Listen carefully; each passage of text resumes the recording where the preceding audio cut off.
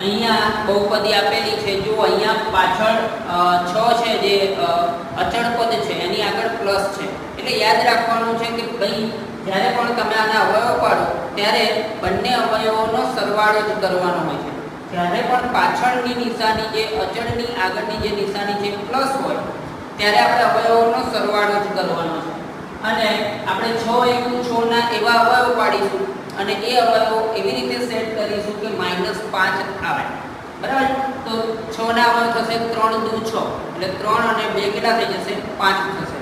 તો અહીંયા x² 3x અને 2x અને +6. અહીંયા આપણે બંને જગ્યાએ માઈનસની નિશાની રાખીશું, એટલે -3x અને -2x એટલે કેટલા થશે? -5x. એટલે અહીંયાથી કોમન નીકળશે x, તો x - 3. અહીંયા -2 કોમન નીકળશે તો x - 3. જો અહીંયા